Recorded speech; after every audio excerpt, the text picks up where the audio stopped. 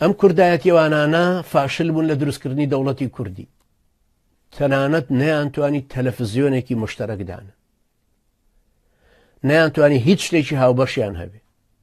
لە 50-50 پەرلەمانەوە کەوتنە چێشمە چێشم بۆ ئەو شەڕانەی کە نایانەوە لە ناو جەرگەی شارەکانی خۆمانە وێرانیانە کرد، هەر لە ناو هەولێرە و هەموو ساڕ و خەبەر خەڵکی هەولێرە کرد. پاشان نەیانتوانی لە ڕووی قەومیەوە دوو مؤتەمەری قەومی بگرن بۆ ئەوەی کوردەکانی باکووریش و ڕۆژهەڵات و ڕۆژاواش بانکەن.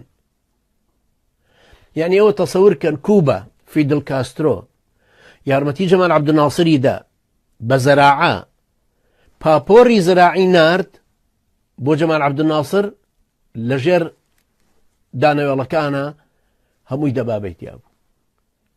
دوای جەمال عەبدولناسر یارمەتی شۆڕشی یەمەنی دا.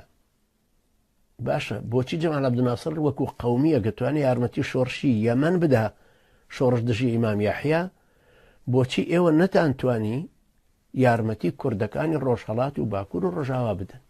بە پێچەوانەشەوە زۆرتان فەخر پێوە کرد کە ئێوە نایەڵن ئاردیش بڕوا بۆ قەندیل بۆ پەکەکە.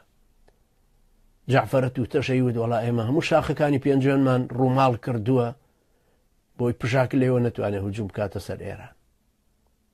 ئێوە خزمەتکاری هەموو دوژمنێکی کورد بوون، بۆیە نەتانتوانی کیانی کوردیش دروست بکەن.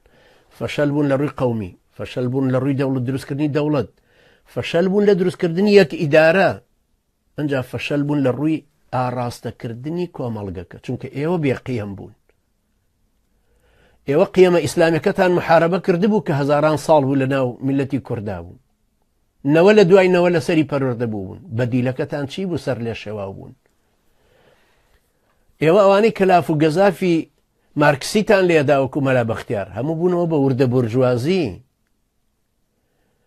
ئێوە ئێمەتان بە ڕەجعیە زانی، دژایەتەکەی ئێمەتان نەکرد، بەڵام کوا ئێوە گەشتنە چ نەتیجەیەکتیایە.